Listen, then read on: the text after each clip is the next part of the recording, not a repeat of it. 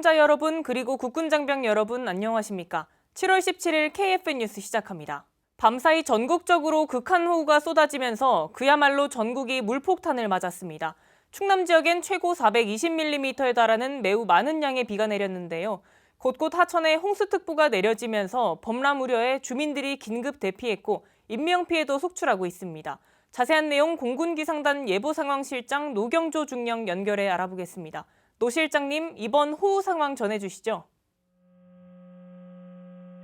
현재 중부 및 남부 일부 지역을 중심으로 호우특보가 발효된 가운데 어제부터 현재까지 충청 및 경기 남부 지역을 중심으로 100에서 300mm의 많은 비가 내렸습니다. 특히 충남 서산은 시간당 114mm의 극한호우가 발생한 가운데 400mm가 넘는 비가 관측되었습니다.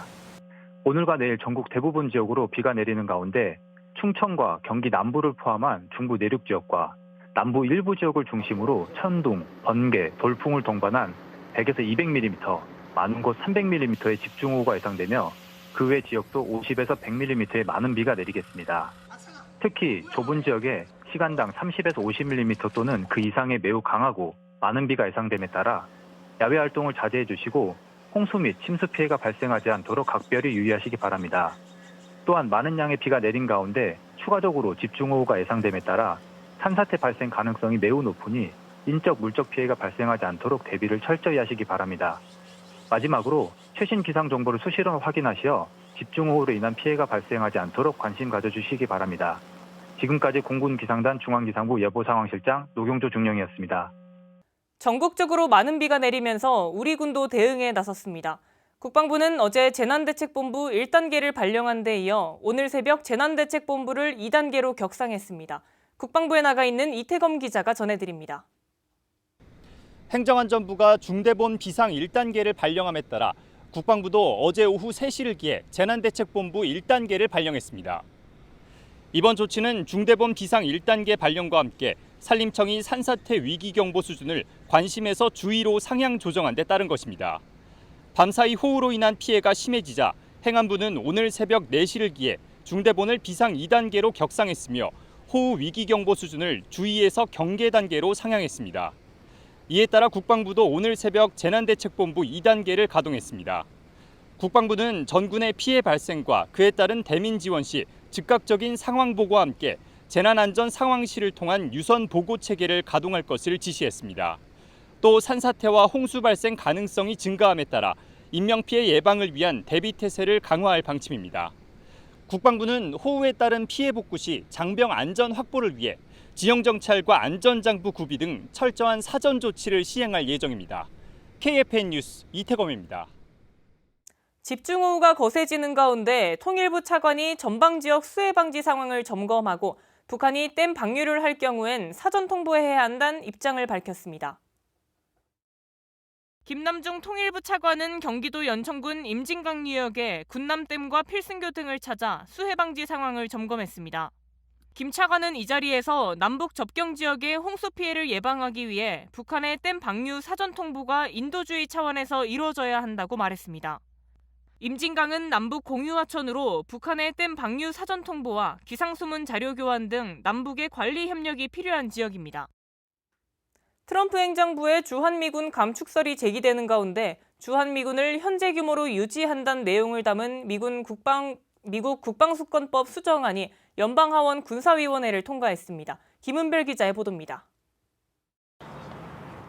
주한미군의 현재 규모 유지를 담은 2026년도 회계연도 국방수권법안 NDAA가 의회 1차 관문을 통과했습니다. 하원 군사위원회는 15일 전체 회의를 열고 약 28,500명의 주한미군 주둔을 유지한다는 내용을 골자로 하는 조일슨 하원 의원의 NDAA 수정안을 구두투표로 가결 처리했습니다. 이 수정안은 미 국방부 장관이 인도태평양 지역에서 미국의 안보동맹과 파트너십을 강화하는 노력을 계속해야 한다는 게 의회의 인식이라고 명시했습니다. 이어 그런 노력에는 한국에 배치된 약 28,500명의 미군 규모를 유지하고 상호방위 기반 협력을 향상하며 미국의 모든 방어 역량을 활용해 확장 억제를 제공하겠다는 약속을 확인하는 것을 비롯해 한국과의 동맹을 강화하는 것이 포함된다고 강조했습니다. 이를 토대로 한 트럼프 행정부의 국방 전략은 이르면 다음 달 나올 것으로 예상됩니다. 미국 의회는 2022년도 회계연도부터 국방수권법에서 예산을 주한미군 감축에 사용하지 못하게 하는 조항을 삭제하고 현재 주한미군 규모를 적시하는 방식으로 주한미군 주둔에 대한 지지 입장을 밝혔습니다. KFN 뉴스 김은별입니다. 육군 39사단이 경남권역 화랑훈련의 일환으로 중요시설 피해 복구 및 방호훈련을 실시했습니다.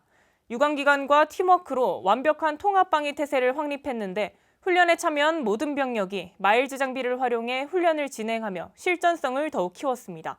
현장에 백재훈 기자가 다녀왔습니다. 한국가스공사 통영기지본부에 미상의 적이 침투한 상황. 가스공사 초동조치팀이 신속하게 현장에 도착하고 적과의 교전을 시작합니다.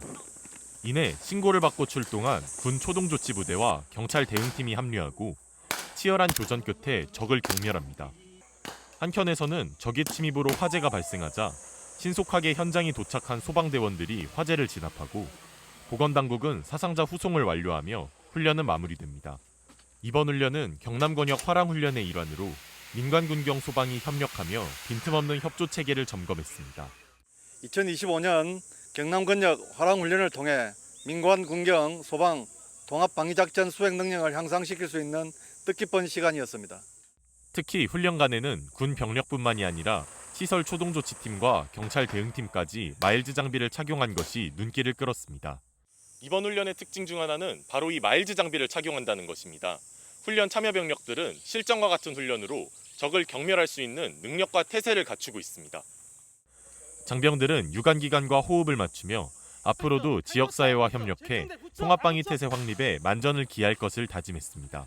앞으로도 실전적인 훈련을 통해 대비태세를 유지할 수 있도록 최선을 다하겠습니다. 빈틈없는 경남권역 통합방위 태세를 완비한 육군 39사단. 현장에서 승리하는 충무부대의 위용을 다지기 위한 노력은 계속됩니다. KFN 뉴스 백재윤입니다. 2023년부터 육군 군수사령부는 야전부대에서 운영 중인 전투장비에 대한 민군 합동 정비 지원을 실시하고 있습니다. 민군 전문가로 구성된 정비지원팀은 올해만 1,200여 대의 장비를 점검할 예정입니다. 김은별 기자입니다. 엔진과 변속기, 전기장치, 유압장치, 현수장치, 포 및 포탑 안정화 장치에 대한 점검을 마친 K1A2 전차. 엔진에 이상이 있다고 판단된 이 전차는 민군협력 점검 인원의 손길을 거칩니다. 현재 민군협력 점검 인원들은 K1A2 전차에 대한 엔진 모니터 장치 점검을 시행하고 있습니다. 육군 군수사령부는 지난 3월부터 오는 10월까지 야전부대에서 운영 중인 전투장비의 안정적 운용과 성능 유지를 위해 민군 합동 전투장비 정비 지원을 실시하고 있습니다. 현재 민군 합동 정비 지원은 장비 관리에 대한 군과 방산업체와의 정비 기술 교류를 통해 노하우를 공유하고 효과성을 제고하고 있습니다. 2023년 현대로템의 사회공헌 활동으로 시작된 민군 합동 전투장비 정비 지원은 3년차를 맞이한 올해 지원 규모가 대폭 확대돼 군수사령부, 야전 군수부대 정비팀, 방산업체 산하연구소 등으로 구성된 정비 지원팀 또한 역대 최대 규모인 50개 팀 110명으로 늘어났습니다. 올해 민군협력 점검 인원은 6해, 공군 및 해병대 총 80여 개의 부대를 찾아 K2 전차와 K9 다주포 등 14종 1,200여 대의 장비를 점검할 예정입니다. 지난 3년간 민군협력 전투장비 합동 점검을 실시하였고 앞으로는 장애물 개척 전차와 30mm 대공포까지 확대하고 보증 기간이 종료된 장비까지 포함할 계획입니다. 육군 군수사령부는 효율적인 장비 관리로 전투 장비의 장기적인 운영 유지와 성능 보장을 통해 군의 전투 준비 태세를 더욱 견고하게 하는 것이 최종 목표라고 밝혔습니다. KFN 뉴스 김은별입니다. 우리 해군 심해잠수사와 해경 특수구조대원들이 합동으로 수중 수색 구조 훈련을 진행했습니다. 박인배 기자가 훈련 현장을 찾았습니다.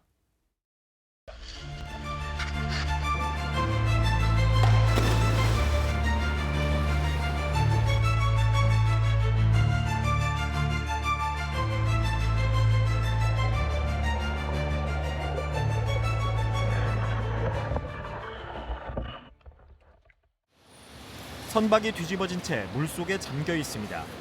대원들이 잠수 장비를 착용하고 수색, 구조 작전을 펼칩니다. 해난 사고, 특히 선박이 전복된 상황을 가정한 훈련. 훈련은 해군 해난구조전대와 해양경찰청 중앙해양특수구조단이 합동으로 진행했습니다. 해군과 해경대원들이 스쿠버 잠수를 하고 있습니다. 뒤집어진 배를 수색하고 고립된 사람을 구조하는 훈련입니다. 먼저 타격 신호를 통해 에어포켓 속 구조 대상자의 반응을 확인합니다. 곧이어 잠수를 시작하고 본격적으로 격실을 수색하면서 구조 대상자를 찾아 나섭니다. 골든 타임을 지키기 위해 신속하게 진행되는 수색 작전. 구조 대상자를 안전하게 구조하는 것을 끝으로 합동 훈련은 마무리됩니다. 전복 선박 구조 과정을 합동훈련으로 포커스를 맞췄습니다. 가장 위험한 구조이고 그리고 저희가 잘할 수 있는 구조 방법입니다. 해난구조전대와 중앙해양특수구조단은 지난 2015년부터 협력 관계를 이어오고 있습니다. 해난 사고가 발생할 경우 신속하게 정보를 공유하면서 합동 수색 구조 작전을 원활하게 하기 위한 겁니다. 해군의 심해 잠수사, 해경의 특수구조대원들은 서로의 장비, 기술을 공유하며 작전 능력을 끌어올리고 있습니다. 이번 해군 해경 수중 수색 구조 합동훈련은 전복 선망대 인명 구조에 중점을 두고 실시하였습니다. 앞으로도 해상에서 국민의 생명과 안전을 보장하기 위해 해군과 해경은 협력하여 최선을 다하겠습니다. 바다의 수호자들이 실시한 합동 훈련. 해군과 해경은 각종 해난 상황에서 신속히 대응하는 구조 작전 태세를 유지하겠다고 밝혔습니다. KFN 뉴스 박인배입니다. 이스라엘이 현지 시간 16일 시리아 수도 다마스쿠스를 공습한 것과 관련해 시리아 측이 유엔 안전보장 이사회에 긴급회의 소집을 요청했습니다. 이에 따라 이르면 17일 안보리 회의가 소집될 것으로 예상됩니다. 차성효 기자입니다.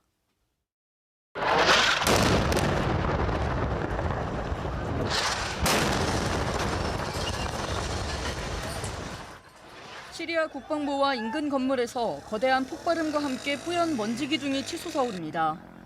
이스라엘군은 다마스쿠스에 있는 시리아 정권의 대통령군 인근 군본부를 공격했다고 밝혔습니다.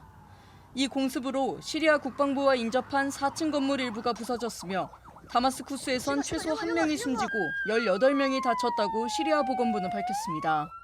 이스라엘군은 시리아 정부군이 아랍계 소수민족 드루즈족을 폭력적으로 탄압한 것에 대한 대응 조치라며 남부에 대한 공습도 이어갔습니다.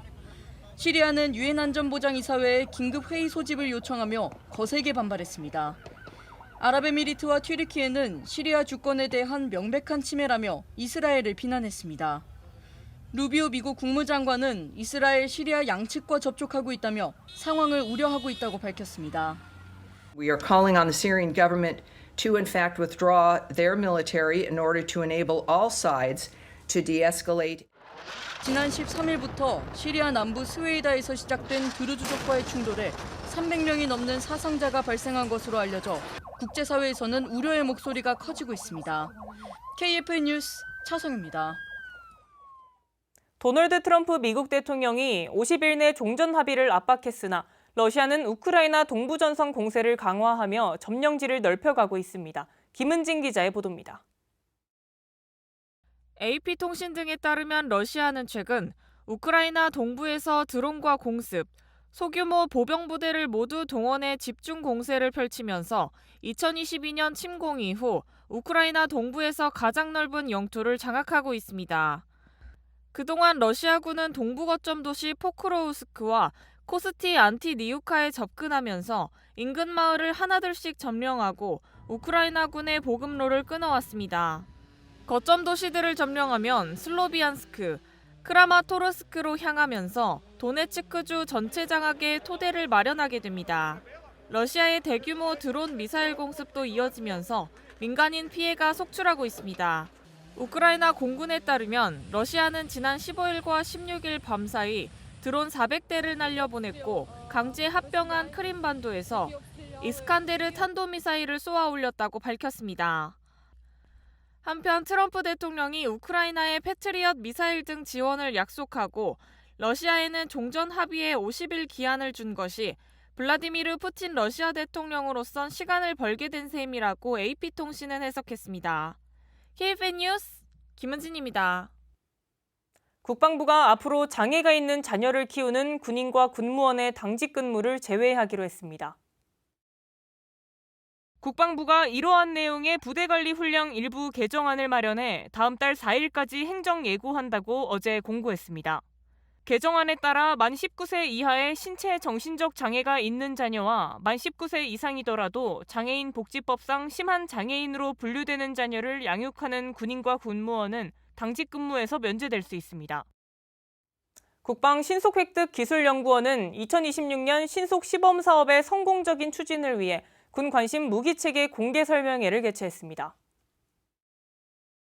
산학연 관계자 약 300여 명이 참석한 이번 설명회는 군의 미래 전장 환경에 필요한 첨단 기술과 무기체계 분야에 대한 수요를 공유하고 소통을 강화하기 위해 마련됐습니다. 설명회에서는 육군의 대드론 개인 방호 체계와 해군의 AI 기반 감시 정찰 무인 항공기, 공군의 대공포 무인화 사격 통제 체계 등 각군 관계자들이 군 운용 경험을 바탕으로 도출한 핵심적인 과제 25개를 공개했습니다. 또 산학연 관계자들의 질의응답 시간을 통해 군의 요구사항에 대한 상호 이해를 높이는 기회도 가졌습니다. 이어서 그날 군대 이야기 시간입니다. 오늘은 한국 전쟁 초기 북한군의 남하를 지연시키고 낙동강 방어선 형성에 결정적 기여를 한 화령장 전투에 대해 알아봅니다. 오늘은 6.25 전쟁이 한창이던 1950년 7월 17일에 벌어졌던 전투 이야기를 준비했어요. 이 전투가 바로 화령장 전투입니다. 화령장 전투는 최소 피해로 최대의 전과를 거뒀습니다. 600명이 넘는 북한군을 사살하고 50명 정도를 생포했어요. 화령장 전투에서 국군 장병들이 압도적으로 북한군을 이길 수 있었던 이유가 뭘까요? 바로 민, 관, 군의 긴밀한 협조가 있었기 때문인데요. 주민의 제보가 아주 결정적이었어요. 국군 17년대는 상주 주변을 수색하고 있었는데 이때 자전거를 타고 오던 북한군 병사를 생포했어요. 북한군 포로를 통해서 북한군 15사단 48연대가 상주를 점령하기 위해서 내려오고 있다는 사실과 이날 오후에 상곡리 일대와 송계 분교에서 휴식을 취할 예정이란 정보를 얻었어요.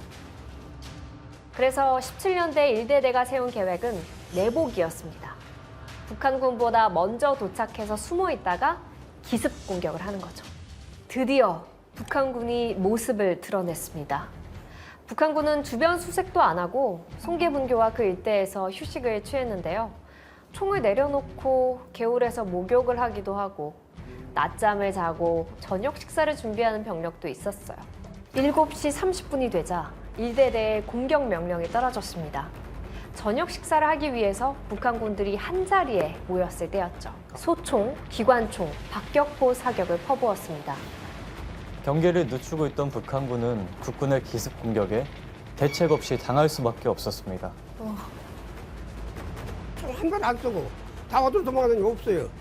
실제로는 이렇게 한 600명 정도밖에 총은 한 1200정이 있는데 600명 어디로 도망갔다는 거예요. 그래서 대장이 수색하라. 1대대는 상곡리와 그 주변을 샅샅이 뒤져서 숨어있는 적을 모두 사살했습니다. 이때도 마을 주민들이 적군의 위치를 알려주고 국군을 도왔죠. 7월 18일 오전, 연대장은 상곡리의 격전지를 돌아보고 있었는데요. 북한군 후속 부대가 있을 것으로 판단하고 주변을 정찰하라고 지시했습니다. 출동한 연대 수색대는 북한군 포로를 생포했는데요. 문서 2통을 가지고 있었어요. 북한군 15사단장이 48연대장에게 보낸 거였어요. 이건가요? 네. 무슨 내용이 적혀 있었을까요? 왜 중간 보고를 하지 않는가? 무전기와 전령은 무엇에 쓰려는 것이냐? 그러면 북한군 15사단장은 어제 북한군이 48년대가 기습당해서 전멸한 거를 몰랐던 거네요. 맞아요. 그리고 나머지 한 통에는 48연대는 45연대와 합세하여 국군 6사단을 공격하고 김천, 대구 방면으로 진출할 준비를 하라. 그럼 북한군 45연대가 48연대가 있던 곳으로 온다는 뜻이죠? 네, 국군 17연대장은 조만간 북한군 45연대가 화령장 북쪽을 통과해서 상주로 진출할 거라 예상했죠. 이번에도 매복해서 기습하기로 했는데요. 국군 17연대 이대대에 이 임무가 맡겨졌습니다. 7월 19일, 17년대 이대대는 동관리 삼거리와 하성리 사이의 산악지대에 진지를 구축했습니다. 긴장과 초조함으로 기다리던 21일 새벽. 짙은 안개 사이로 북한군의 선두가 보이기 시작했습니다. 와, 드디어. 공격 개시를 알리는 오성 신호탄과 함께 동관리에서 전투가 시작됐습니다. 이대대의 모든 화기가 북한군의 공세를 퍼부었습니다. 기습 사격을 받은 북한군은 허둥지둥하며 숨을 곳을 찾기 시작했어요. 하지만 거기엔 은폐물이 없었고 가까운 거리에서 공격을 받았기 때문에 대부분 사살됐습니다. 국군 17년대는 17일에 상곡리에서 북한군 48연대를, 21일에는 동관리에서 북한군 45연대를 섬멸했습니다. 통쾌하네요. 네. 기적적인 5일 동안의 전투로 600명이 넘는 북한군을 사살, 50명 이상을 생포하고 수많은 전투 장비를 노획했습니다. 화령장 전투에서의 승리는 우리 국군에게 북한군과 싸워도 이길 수 있다는 자신감을 심어줬고 국군과 유엔군이 낙동강 방어선을 구축할 수 있는 시간을 벌어줬습니다. 정신입니다, 정신. 군인 정신. 17년대가 군기가 엄하고 그래서 거기는 뭐든지 하면 그대로 실천합니다. 당부에서 명령 내리면 뭐 명령에 따라서 절대 복종하지. 끝까지 싸워서 이긴다. 그런 절대로 자녀들한테 지지를 않는다. 확고한 그 정신무장 중요하다고 생각합니다. 이어서 오늘의 국방단신 전해드립니다. 김천 상무 FC 선수들이 경기장 밖에서 소외 어르신을 도우며 국민의 군으로서 소임을 다했습니다. 김천 상무 축구단은 구단 SNS를 통해 지난달 23일 오후 7시 고재현과 김주찬, 박세진, 전병관 이병이 특식 행사 후 부대로 복귀하던 중 길거리에서 홀로 무거운 손수레를 끌고 가시는 할머니를 도와드렸다는 제보를 받았다고 밝히며 당시 장면이 담긴 사진을 공유했습니다. 유로몬 훈련지도 부사관은 작은 도움이지만 따뜻한 마음씨를 보여준 선수들이 자랑스럽다고 말했습니다.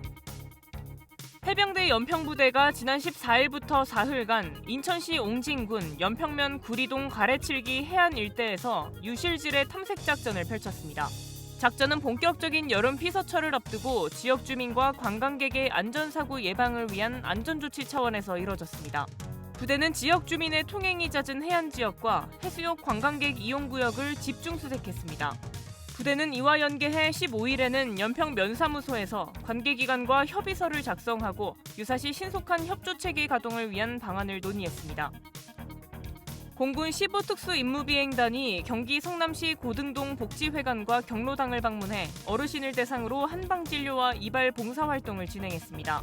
장병들은 주민들에게 간식과 위문품을 전달하고 주민들의 건의사항을 경청했습니다.